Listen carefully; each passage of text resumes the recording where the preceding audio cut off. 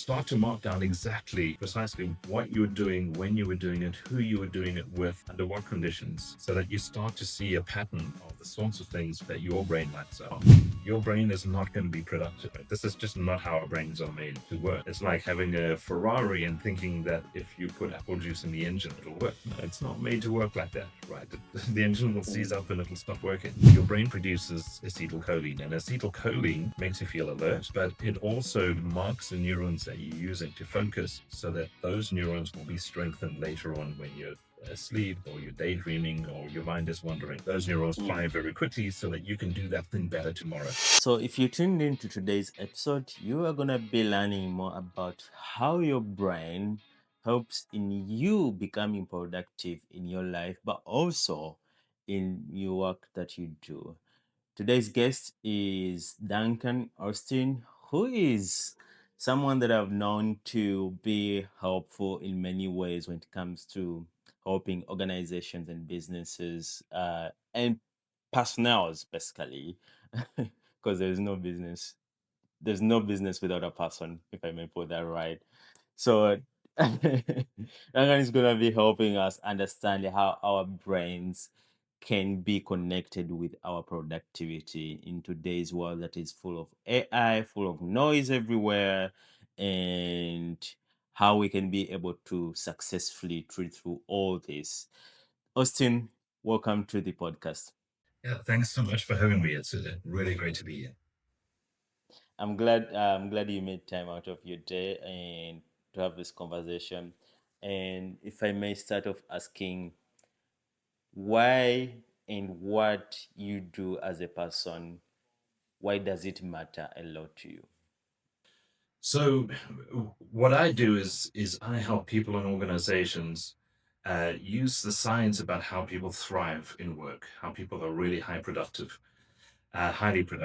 and how to find really low-level, simple signals and data that you can use in the work that you do, so that you can tailor your work and the work environment, so that people not only love coming to work and get satisfaction in work, but also are high performing. So that's basically what I do.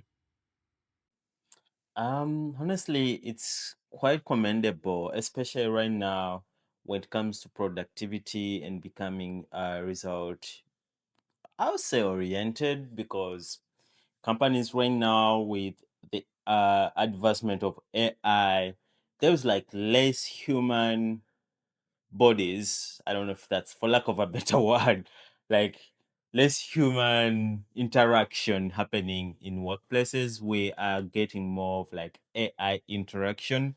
And if your brain is too weak to do that, where do I stand as a person now in there? Yeah, so I don't think it's a case that anyone's brain is too weak to do that. It's the case that we structure out the way people work in a way that our brains are not made to work, right? We structure up the work environment and how we approach our jobs as if people are machines. And now we're kind of surprised that machines can do those things better than people. But I would say if a person and a team of people especially is really thriving and functioning the way people were made to function, that will beat AI every day of the week. And um, I think the challenge now is to let AI do that boring stuff, the routine, the chore stuff, the stuff that we've had people doing and kind of forcing them to do. Let AI do that stuff and let people be people, and let people be brilliant. Let people lean into their each person's unique wiring, brain wiring, so that they can find those things that they light up in the work and bring their brilliance. Because there's things that people can do that AI is rubbish at doing. Like, AI can't come up with a new idea. It can't come up with a new solution to things. It can only look at past patterns and recreate those patterns in the future. But it can never really be creative. Like AI can make music. You may have noticed this with AI music, right? Yep, When yep. you hear an AI song come on your list, your initial thing is, "Oh, that's really cool." But then halfway through the song, you say, "Oh, I'm bored with this. Like, Doing there's no this, soul in yeah. it, right?" And Yeah, you're right. and that's AI, right? People have the ability to have inspiration just pop into their heads out of nowhere, and it's a new idea and it's vibrant and it's good and it's an interesting solution and you don't even know where it came from sometimes. Um, AI can't do that, right? AI has to play 100,000 games of chess to learn whether a move is good or not. A person who's playing chess can learn in one game whether that move was good or not, right? So there's things that people can do that AI can't do.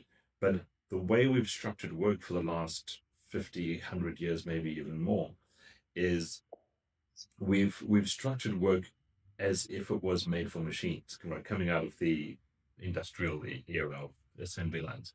And we treat people like machines in this in the assembly line as if everyone does the job exactly the same, and we forget the human side.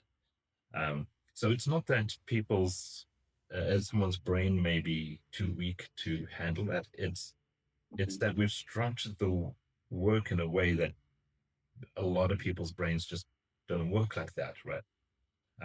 If you have a high stress environment every day, day after day, day after day, your brain is not going to be very productive because that's how our brains are made, right? If you work in isolation, your brain is probably not going to be very productive. There's a very few people who are exceptions to that, but we're made to be social creatures.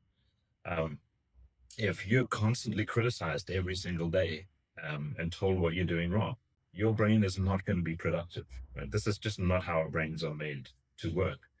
It's like having a Ferrari and thinking that if you put apple juice in the engine, it'll work. No, it's not made to work like that, right? The engine will seize up and it'll stop working. But we do that with people because business, by and large, ignores the research and the science that's been going on for decades about how people are really high performing, how people thrive and work, how people function at their best. Um, and I think with the rise of AI, we really need to. It's imperative now that we start to treat people like people. Yeah.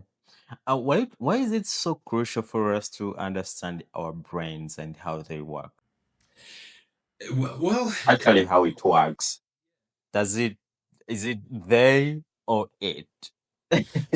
so what's interesting is like there is so much research over the past several decades about how people perform are high performing at work and what separates those people who are at the top from everybody else, right?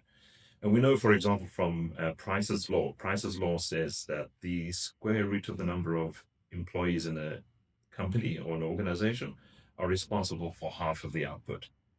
Right. So if you do the math, what that means is that out of 100 people, the square root is 10, right? 10 people are responsible for 50% of the output. So 10 people are doing the work of 50 people, those top 10 performers.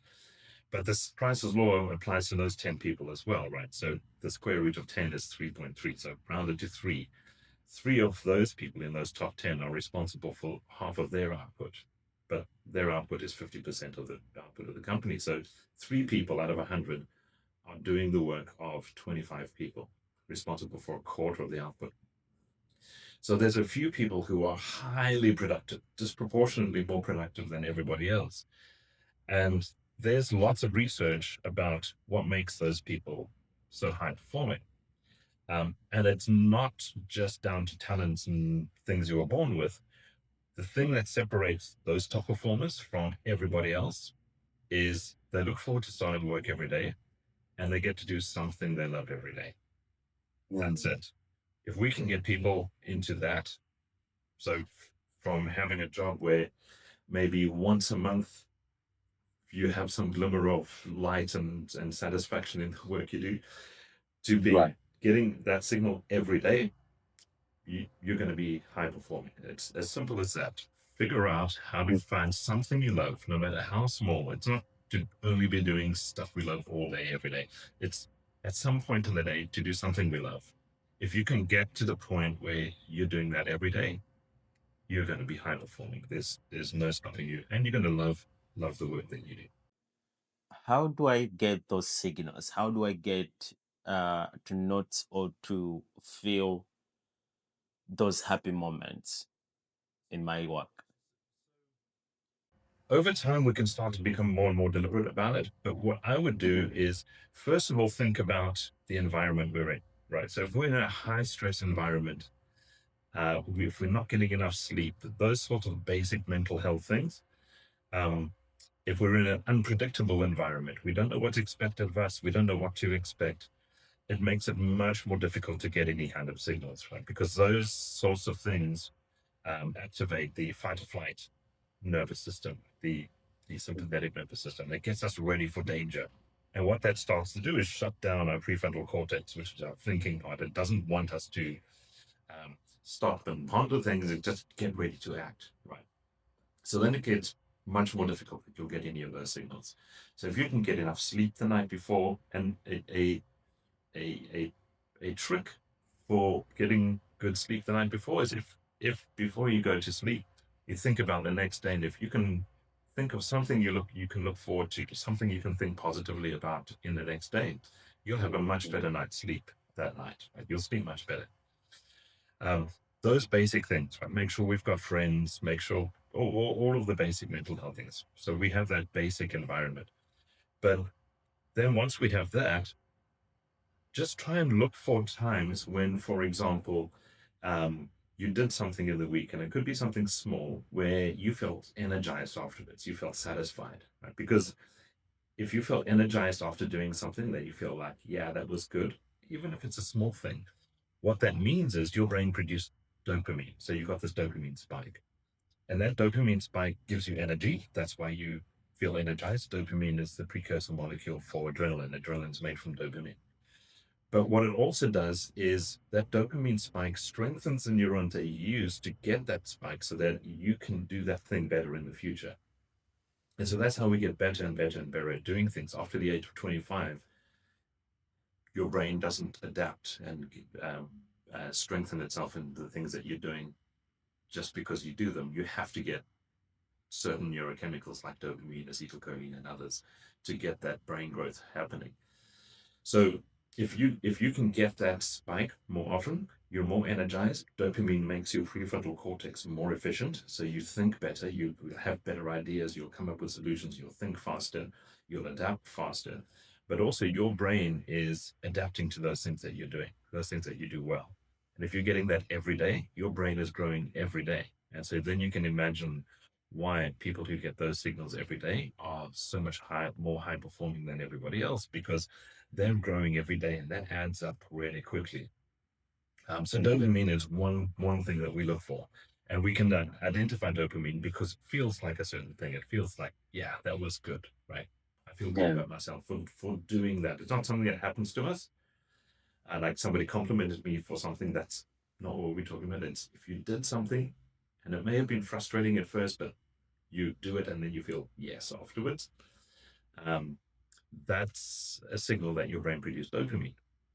Uh, Another one is that we look for is acetylcholine. So acetylcholine is the neurochemical of focus. So if you're really focusing on something to concentrate on it, whether it's solving a problem or learning a new skill, your brain produces acetylcholine, and acetylcholine makes you feel alert, but it also marks the neurons that you're using to focus so that those neurons will be strengthened later on when you're asleep or you're daydreaming or your mind is wandering. Those neurons fire very quickly so that you can do that thing better tomorrow. And if you've ever tried to learn a skill, you've really practiced something one day, like a musical Yeah. instrument, and you make some progress and you kind of feel a bit good about yourself, but time flies by, you're practicing. The next day, suddenly you can do it. And it's almost like magic. Something happened overnight. That's acetylcholine, right? So that's another signal we look for is if you lose track of time when you're doing something, because when your brain is producing acetylcholine, you lose track of time. So now we've got two signals, right? One is you feel energized after doing something. Another thing is time flies by. Those are two signals. Start to mark down exactly, precisely what you were doing, when you were doing it, who you were doing it with, under what conditions, um, so that you start to see a pattern of the sorts of things that your brain lights up with, and your brain will light up uniquely compared to everyone else, right? You're 1 in 100 trillion unique, in your brain is 1 in 100 trillion unique. So you're trying to find those things in the day so that you can start to work those things more and more often. Work those things into more and more days of the week. So maybe it's once a week at the moment or once every 2 weeks. You want to try and get to the point where it's once a day. Once you hit that pivot point of once a day, that's a tipping point. Then you take off and there's no stopping you. You'll be great at whatever you do. That's amazing to hear. I mean, there's a lot of statistics. You just mentioned about having engagement in how it helps you to get all these features that help your brain. And also, like, as I'm 28 years old right now, which means I'm past the age of 25, which is a bad thing maybe, because once I'm locked into something, I won't be able to go back. I have to make it work from what you just explained. But before the age of 25, I can easily get um, dopamine that from the various things. You don't need to get a dopamine spike or something. So you can Okay. be forced to practice piano. You can hate every minute of it, but But you still do. you'll grow and you'll gain the skill, right? Because you Oh. get that for free under the age of 25. After 25, not so much anymore. Well, not at all anymore. You need to get these neurochemicals. So basically, for you to really grow in a skill, you have to love what you're doing. You have to find some love in it, something that's like yes, and something that you can See what really you're focus on saying. and lose track of time. So Yeah. when we make the work environment such that we're cracking the whip and we're criticizing people all the time and we're making it an unpleasant place, we're guaranteeing that people aren't going to get these signals and we're guaranteeing that they're not going to grow and they're not going to learn. So that explains why after the age of 25, someone has already chosen like their path career, because that's why they are going to try to enjoy so much so that they can get a spike of dopamine so that they can continue doing what they love. And if they fall out of love, then I don't know what happens. From the age of 25, it's not like things are set and you can't change. You can change, but you can change through doing things you love, right? Um, you're not really going to make much progress in things that you hate or things that where you don't get these signals, right? So the trick is to and no one's going to find a job where they're only doing things they love all the time, right? That's not reasonable and it's not healthy either, actually. Um, but it's at some point in the day you can find something, even if it's a small thing, that you love doing. But specifically, it's not just you love doing, but specifically, it's that you feel energized afterwards, like that satisfied energy, or it's something where you lose track of time. Right now, there are some other signals we look for as well that aren't neurochemical signals, but it's signals that your brain is unique. This is something that comes naturally to your brain, right? So we each have 100 billion neurons in our cerebral cortex. That's the main part of our brain. And each of those has about 1,000 connections to other neurons. That means we have about 100 trillion neural connections, and those are unique to each of us, right? Those have grown up and adapted as we've grown from infancy all the way up. So things that have happened to us, things that we've done, decisions we've made. So it's unique to each of us.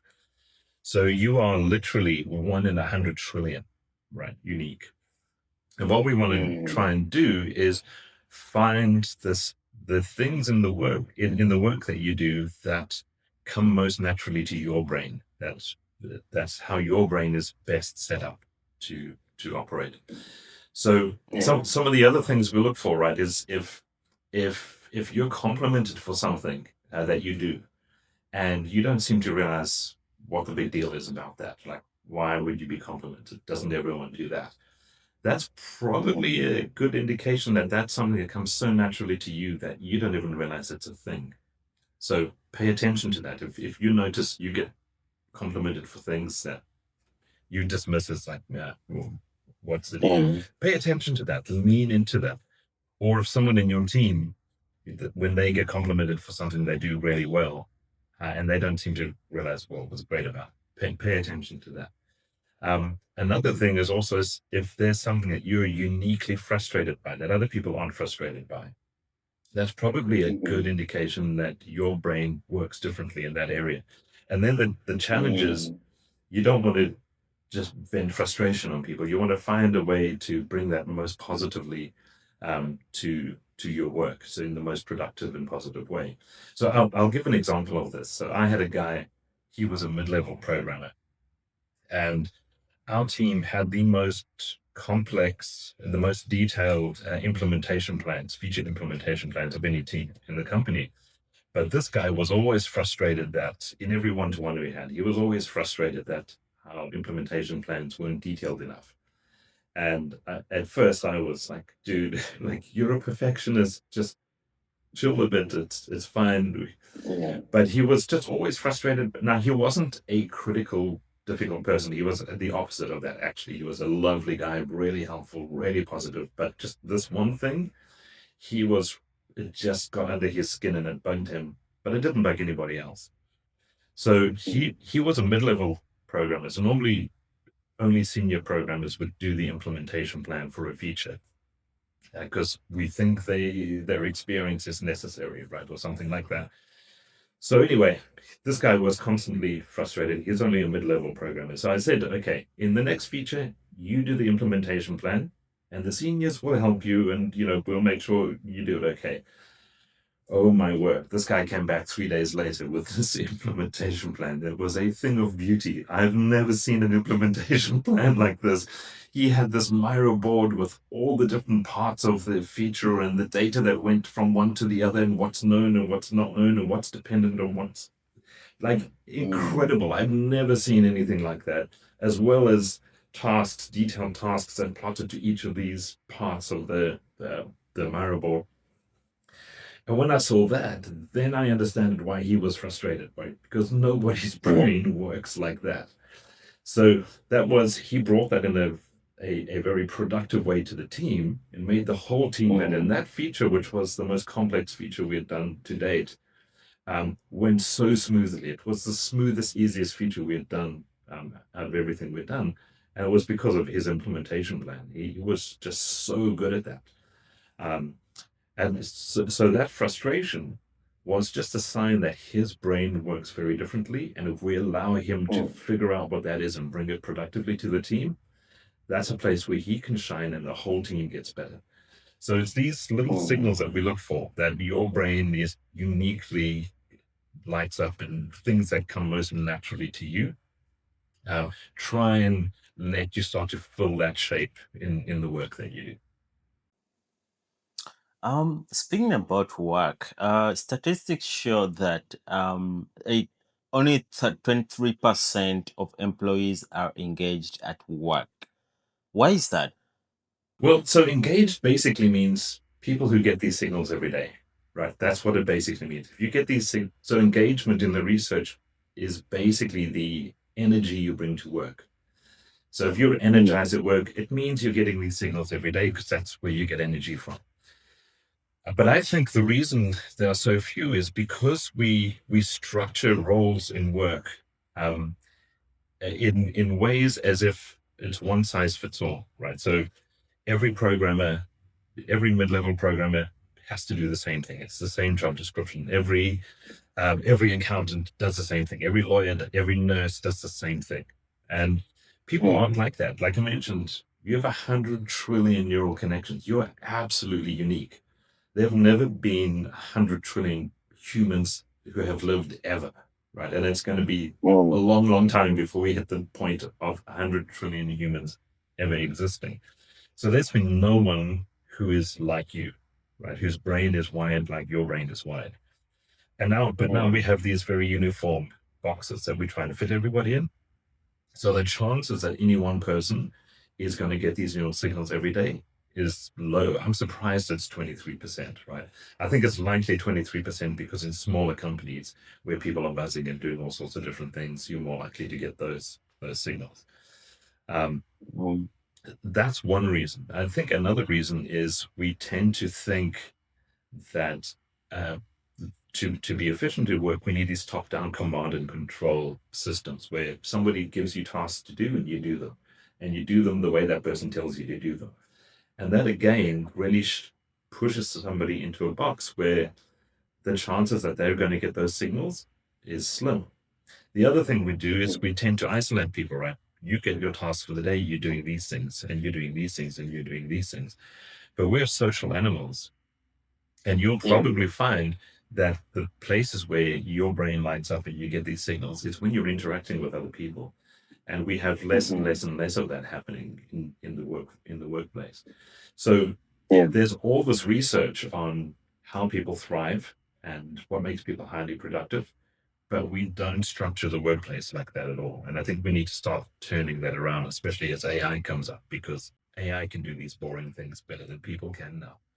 What we're really going to need to do is figure out how do we make the humans human in our organization so that people can be brilliant in ways that only people can be brilliant. AI can't be. Isolation. Um, I'll give you a scenario. Um, I report to work every day. My corner desk, sit there, do my work, go home. My bosses or my managers appreciate my focus on work and how you talked about um, compliments or uh, gratification that you get when someone compliments you. My manager is going to come and compliment me, and for me, that's it. I don't care about my fellow workers. I don't care about socializing. What does that do to my brain when I'm working? So there are a very few, a very small number of people who don't care, genuinely don't care about any kind of social interaction, right? It's called a schizoid personality disorder. But apart from them, we are social creatures. We really need um, social interaction, and we particularly need to be noticed, right? So if it's interesting in ADP Research Institute's research on high performance, the one thing that a manager can do that will improve engagement more than anything else, it's the most important thing a manager can do, is to have a short one-to-one with each of their people once a week. And in that one-to-one, you just ask, what are your main priorities and can I help? If you do that, the chances that your team will be fully engaged are much higher than if you don't do that. Um, once every 2 weeks is okay, it's not as good. Once a month is worse than not doing it at all. And it's because people need to be noticed. People need attention, not in like a vain way, but people need attention. People need to know somebody's noticed me and somebody cares about what I do. And it's the frequency. This is the interesting thing about ADP's research is it's not the quality of those one-to-ones that matter. It's the frequency. Once a week matters. Um, so building these human elements into our work is absolutely vital. But we think of people as if they're machines, and machines is just this machine will do this thing, and you drive it, drive it, drive it, and if you can get it to do that for more hours a day, you'll get more productivity out of it, right? People aren't like that. People need to interact. People need these neural signals, and someone who gets these neural signals is so much more productive in 2 hours than somebody who doesn't get them is in 2 days, right? It's Okay. we need to think about it in a different way. How do I build confidence in my mind as an employer or an employee of a certain group? That if okay, I'm an employer, I lead this group. How do I build that confidence in my mind? So if you're a leader, um, I don't think it's that important that you have that confidence in your mind, right? When I first became a manager, I was so far out of my depth. I had no confidence whatsoever. And I stumbled onto collective intelligence by accident. I got the team, instead of assigning them tasks, I was afraid that we wouldn't get anything done if I assigned everybody tasks. Each programmer one big task for the quarter. I was afraid we wouldn't get any of the three things we had to get done. So I just out of insecurity, I said to the team, let's just pick the most important thing, break it down into small tasks. And I won't assign anything, just swarm all over it, at least get the most important thing done. That was my thinking. What happened was this fairly junior team, it was a new team, was suddenly the highest performing team in the company, and it was buzzing with energy. To the point where the CEO and the C-suite were coming to me saying, "What are you doing? How come this team is so constantly high performing? Uh, and why is it buzzing with energy?" Which wasn't coming from me, right? I was so insecure. Um, and it was that we'd stumbled onto collective intelligence, right? By getting them to swarm all over tasks, they had to talk to each other every day. They had to talk to who's doing what, how's this going with that, blah blah blah. And it also meant that they had to self-adapt, right? People started picking up the tasks that fitted them better and filling the role that fitted them better in the team. So we'd accidentally stumbled onto all of these things. But what was happening is I was getting recognition as having the highest performing team in the company. It's like, and the C-suite coming to me, "What on earth are you doing?" So as a leader, if you can at least be trustworthy, your people know that you've got their back, and you can give them the space to adapt and to interact with each other and to come up with their ideas. You just have to keep the goal firmly in focus. Like every day and every week, they can see this is what we're aiming at. But if you can make that environment, your people will make you famous, right? It's not Yeah. about your confidence. Your people will make you famous. What you've got to do is realize that your job is not to do things through other people. Your job is to make the environment where people can bring out the best in themselves and bring their best. And that means trusting your people to some degree. It means giving them flexibility in the work. It means that they need to know that you've got their back. But if you can do that, you can be a really good leader because your people will make you famous. Your people will give you a name, and and you can be pretty confident in that. And that's actually where all of this at Thriven comes from. Is the C-suite of that company came to me and wanted me to figure out exactly what was going on, and so that's when I started studying psychology and neurology and started studying collective intelligence and looking for ways that we can find signals in the work that we do that the research talks about, so that we can then, in a more deliberate and informed way, change the work environment and adapt it little bit by little bit, so that people are doing things that is more suited to each person. And as we did that more and more, the team just got better and better and better and better and better. Um, but it's all about just looking for these signals. There's also signals we look for in terms of collective intelligence, which we measure the impact everybody has on everyone else. But it's looking for those signals and then letting the people themselves, the people doing the work, make the decisions about how they should work better next week. What are the small changes and tweaks they can make next week to work even better? And once you get that going, it takes on its own steam and it fuels itself, because you get all of these feedback loops of energy, and this energizes that, and this props up that, and this person is now buzzing because they got something, and that rubs off on these people who are now buzzing because they ended. So you get all of these feedback loops, and very quickly the team just takes off. Now in that company, interestingly, just as I started to think I might be a good a good manager, another team tried exactly the same strategy and had exactly the same results. They had a immediate tenfold improvement, measurable tenfold improvement in quality, and the speed that work was getting done with was so much faster, and people were loving their jobs. There was buzzing energy in the team, which meant it wasn't my my management or my leadership ability at all. It was just we'd stumbled onto the right conditions where where the science was coming up, right?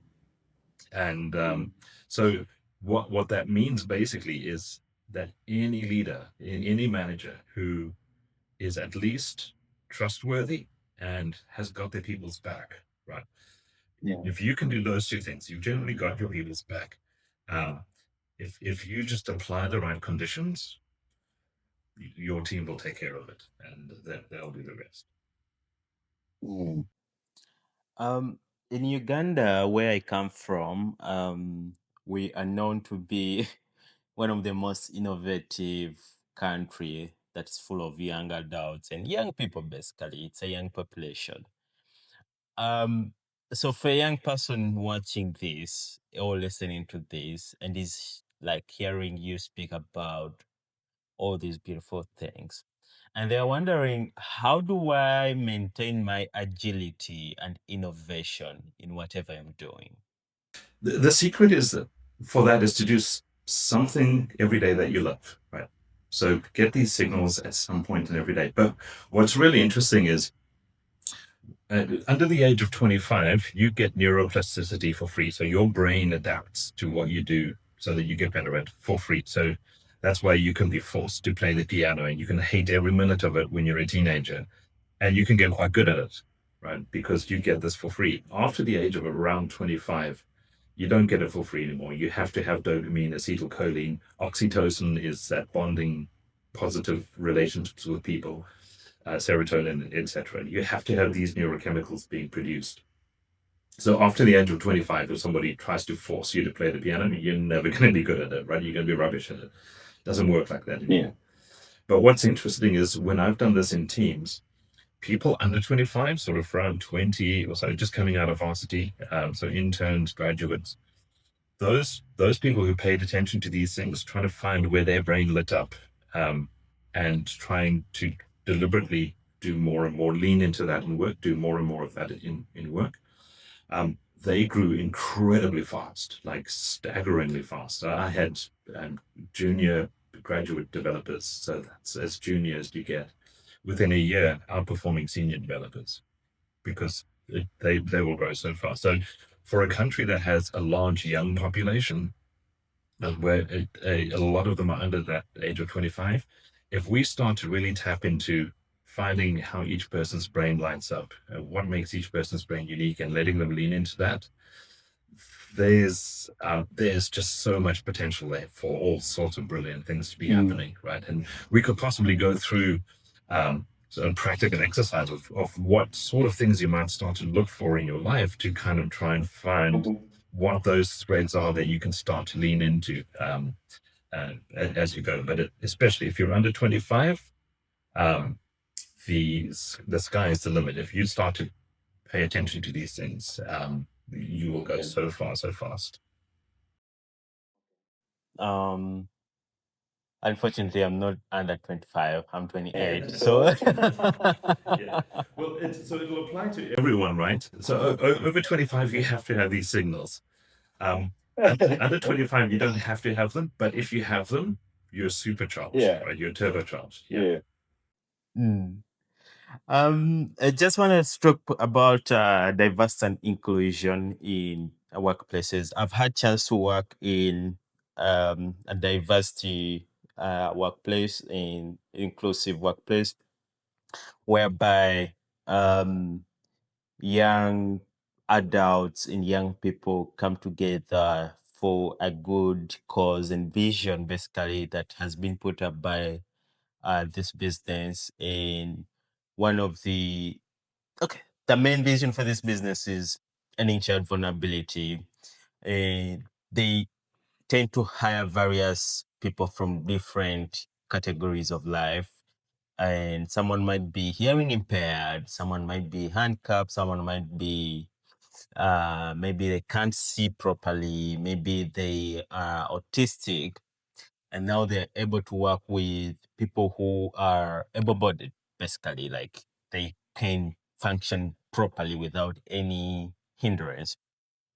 And one of the things that I remember clearly was the CEO of this business, when she was opening up a location that was specifically meant for people with disability, she couldn't allow the grand opening before everything was put in place for people who are disabled, like to move properly, to do their work properly. The reason why I'm narrating this is, do you think it's realistic for leaders to have people with different disabilities perform the same activities with able-bodied people? First, or one, is it a good idea? And two, is it applicable? Yeah. Well, so there's two things to say there. So when you say the same activities, right, you're not going to have someone who's blind being a taxi driver, obviously, right?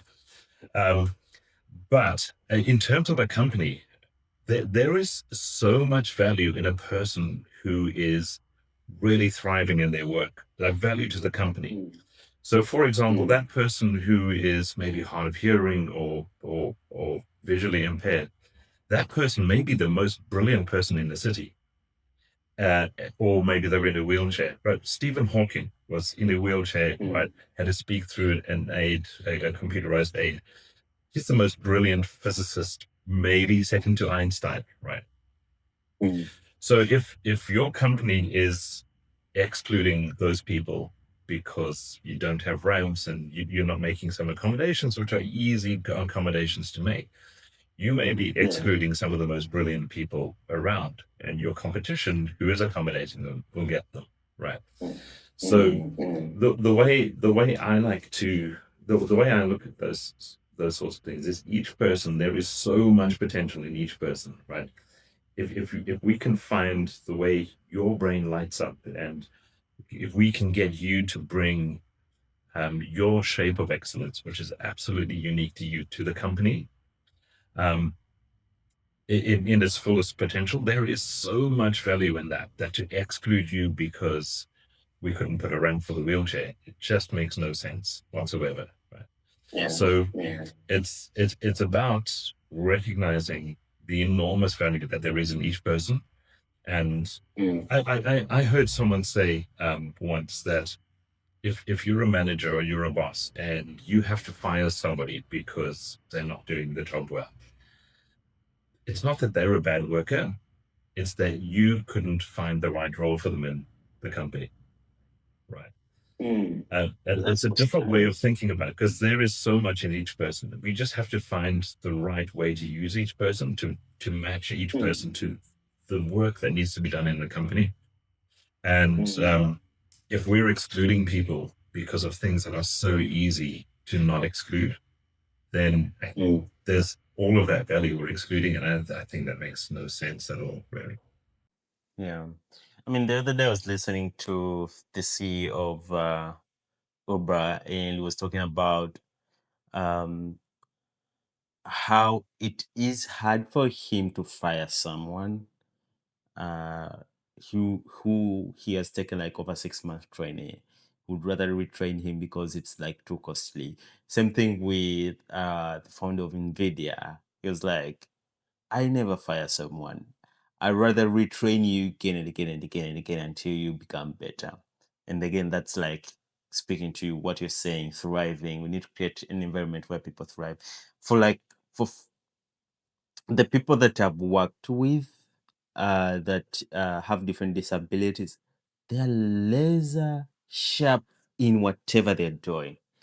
If it's doing the activity that they have been allocated, it's going to be tremendously correct to the point that even me who is able-bodied, I cannot do that. So for me, I think it goes back to what we like talking about, how you structure your brain to think about some scenarios.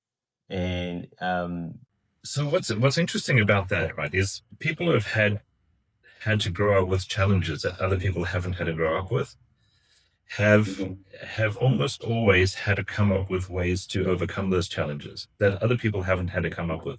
And that all forms part of the pattern of neural connections that you've got, that 100 trillion neural connections. So there'll be things that come naturally to them that don't come naturally to anyone else. One of the reasons, for example, dyslexics are so much more, is disproportionately more successful after school than in school. They're disproportionately more successful than the general public, right? Is because if you've had to go to school from an early age where reading is just really, really difficult for you, you've had to learn how to overcome all sorts of challenges that are really difficult. No one else has had to learn how to overcome those challenges.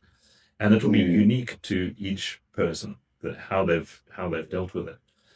Then you get out of school and you're now dealing with the real world. You've got all sorts of skills and strategies that nobody else has. And there'll be things that come naturally to you that don't come naturally to anybody else. So in a way, having those sorts of challenges now, everybody has challenges that they have to overcome in life, right? It's really unhealthy for someone to have grown up in the lap of luxury and never had any challenges and had everything handed to them. They're typically not very good people, right? But it's those challenges that build us up over time and give us all sorts of um, unique skills that nobody else has got. And everybody's got different challenges, right? But that all forms part of those 100 trillion, that pattern of 100 trillion neural connections that each of us have. And it's about trying to find now, when we're in the workplace and we're trying to bring something productive, let's try and figure out how those neurons, your particular pattern of neurons, lights up on the work that we do so we can match it as closely as possible to how what makes you the best that you are, right? Um, I want us to speak about feedback in basically the sandwich method of giving feedback. What do you have to say about that? Is it relevant? Is it something that should continue to be done? Yeah. So very often when someone becomes a manager, the manager training consists of, fill out these forms at these times of the year and learn how to do the feedback sandwich, right? So the feedback sandwich is you're going to criticize someone, you're going to tell them that they should have done something differently, but you're going to first give a compliment, then the criticism, then the compliment, right? Um, Now, there's two things really to say about that. One is if there's something that's genuinely causing a problem, right? So you mentioned this is now but the second time we're recording this podcast because um, last time my video didn't record, right? And we spoke about what if you're doing a podcast and an employee doesn't hit record on the video, right? And then they do it again and they do it again. Well, that's got to stop, right? So that's a problem.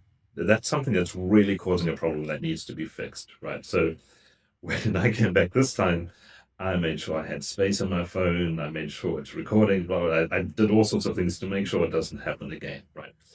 So that sort of thing, you want to have a conversation really quickly. And I wouldn't sandwich it between compliments. I would just write out, this cannot happen, right? You need to figure out what you need to do to make sure that that doesn't happen again. That's just straight off. But then I think we have this idea that if I'm your manager and I'm your boss, um, the way for me to get you to be better is to tell you what you need to do differently. And that's what we call feedback, right? The feedback sandwich. It's constructive feedback. And I think that's a completely flawed way of thinking about it. First of all, I can't see into your brain, into those 100 trillion neural connections to know how your brain is going to light up and how you can use yourself in the best way possible. There's absolutely no chance that I can see into that.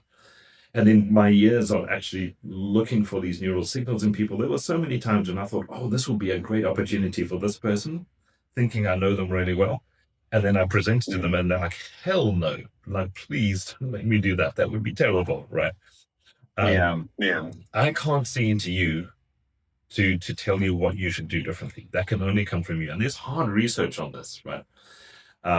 You can actually put somebody into an fMRI machine. There was a study done with students where half the students they coached them by looking at their homework from the previous day and correcting mistakes, and they would do that in an fMRI machine, so you can see the brain activity as they're doing it, and the fight or flight system lights up.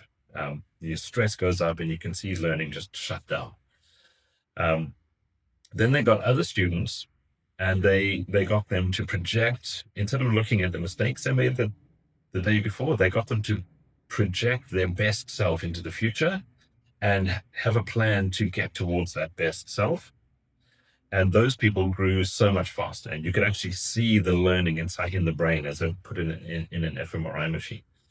And it turns out that people who get a 50-50 positive and negative feedback from their boss or their manager, that is typically an actively disengaged employee, right? It really doesn't work. It shuts down learning. Rather, what I want to do, if I'm your manager, for example, if I'm your boss, what I want to do is have a conversation with you about, first of all, I want to try and notice when you do things excellently. When you do something really well, I want to notice that and have a conversation with you about how can we get you to do that more? What were you thinking when you did that? How did that come about? We want to try and replicate excellence over and over. So look for excellence and try and replicate it rather than look for mistakes and try and correct them. The only time we look for mistakes and try and correct them is if it's causing a real problem that needs to be addressed. Otherwise, no. Then what I want to do is I want to try and coach you to try and pay attention to the things that you did in work where your brain lit up, where you felt energized afterwards, where you lost track of time. I want to try and notice when you do something really well that you don't seem to realize that it was so good, and have a conversation with you about how we can start to structure your workload and the sort of work you do so that you're doing more and more of those things. Not that you're only doing those things, but that at least once a day, we get to the point where once a day you're doing those things. Because I know if we do that, you're going to fly. And then my job as a manager is to project in front with you, this is where we want to go. This is where you should be going in a year's time. This is what your ideal role would be looking like.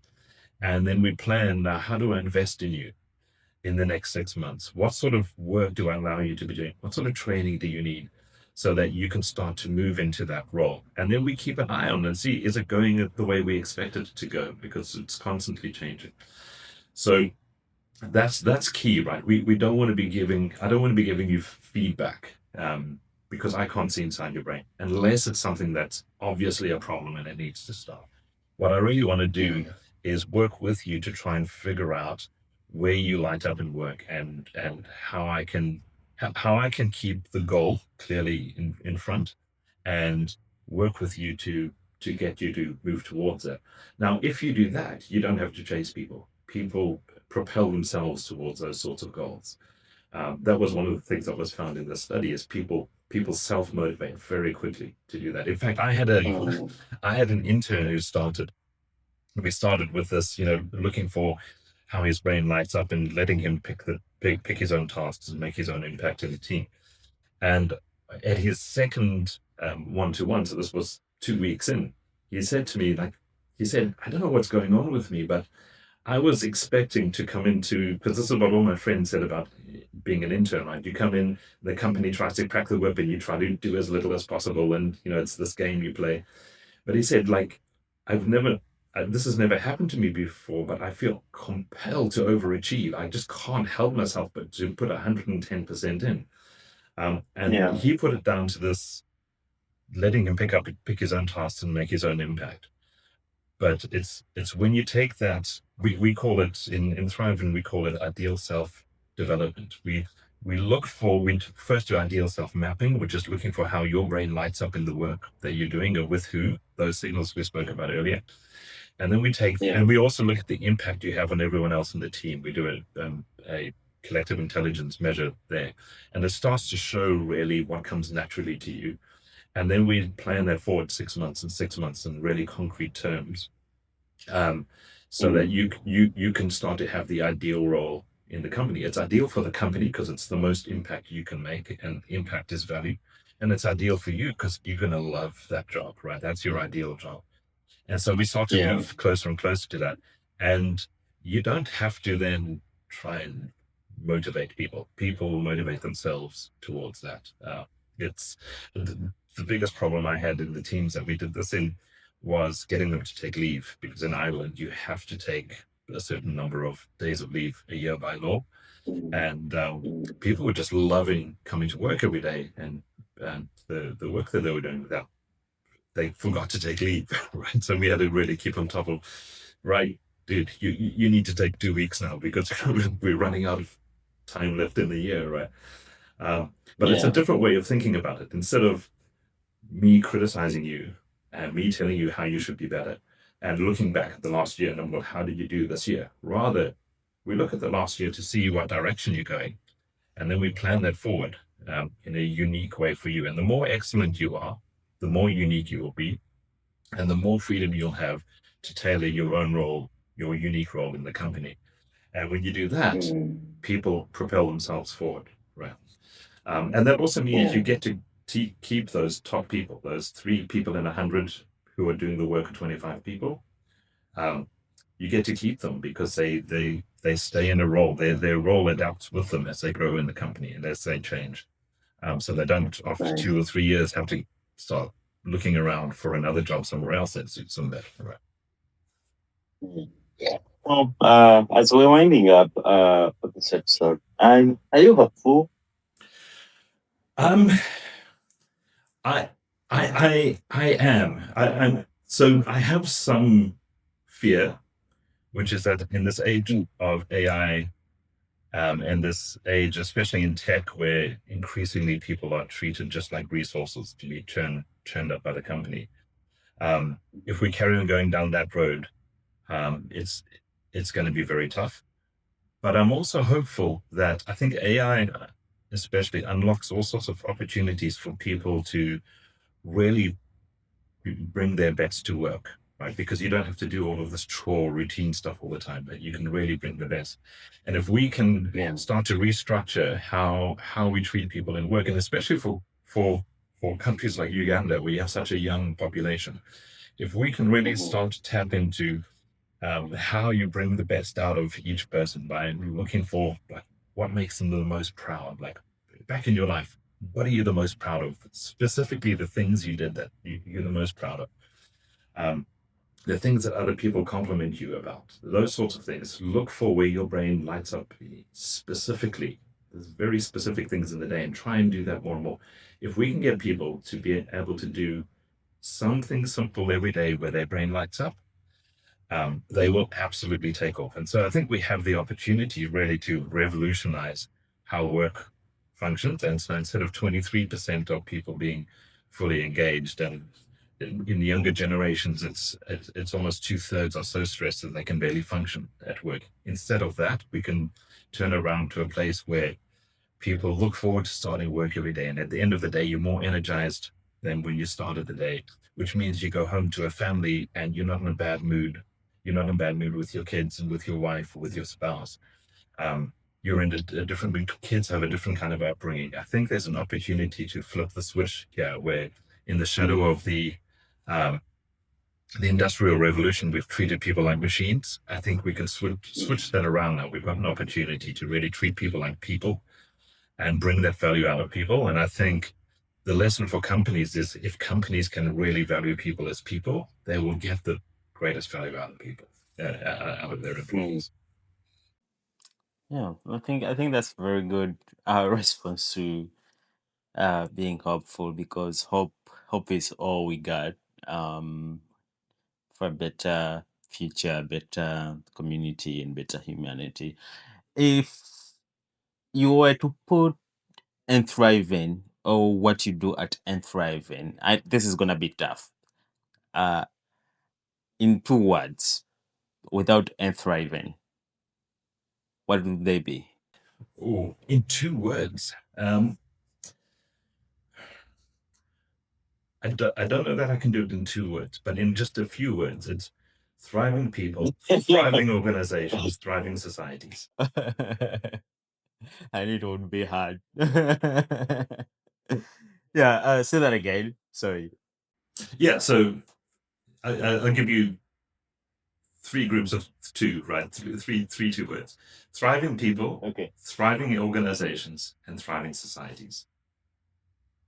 Yeah, I think I really appreciate what you are doing at Thriving. It's something that every leader should uh take or partake to become better people and better humans for the society that we're in right now. And I believe if someone wants to, I know we have like had this conversation like on a short notes in terms of like duration.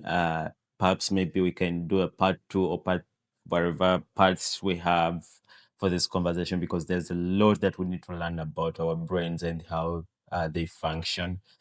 There's a lot that we've left out in this conversation, but what you can do, you can visit Thriving. What's the website?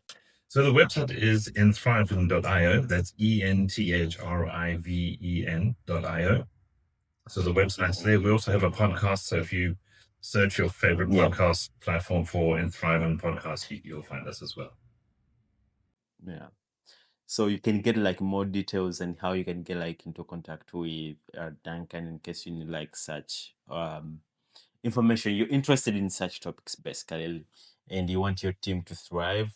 You can get in touch with and Thrive and team, and they will be able to help. Duncan, I appreciate you for making time, and I know this conversation has been.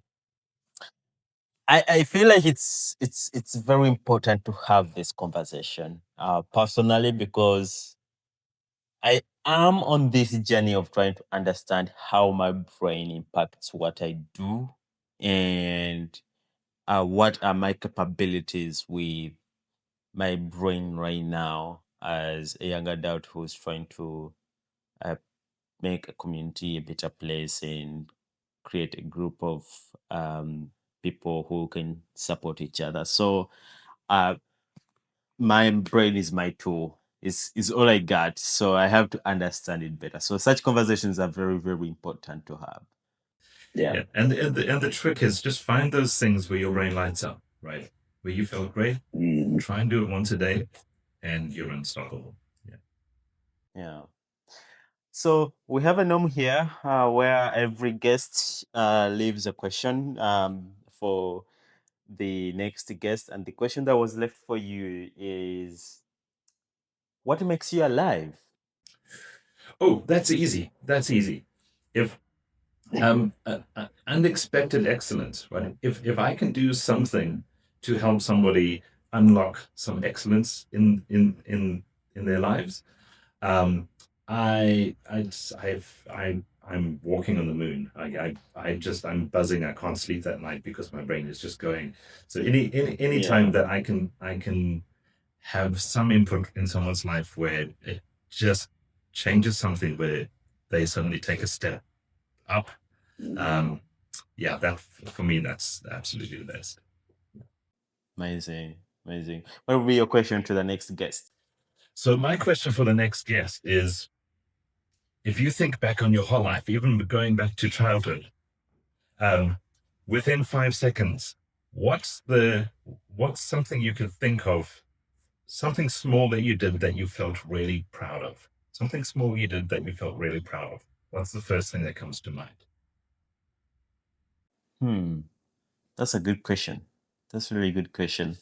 I think it's going to be something to reflect about whoever is going to answer this question. And the key with that question is don't reflect about it too much. Reflect on your answer, but just quickly, what's the thing that comes to mind there? Something small you did that you felt great about, even if it's back in your early childhood, any time in your life.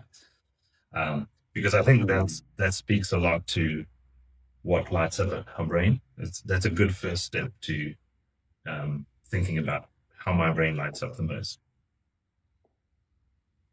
Hmm. That's right. Duncan, again, once again, thank you for coming through the podcast and appreciate you taking time. Thank you so much. It's been an absolute blast being here. I appreciate that. And until next time, and until we need to talk more, have a blessed one. Bye.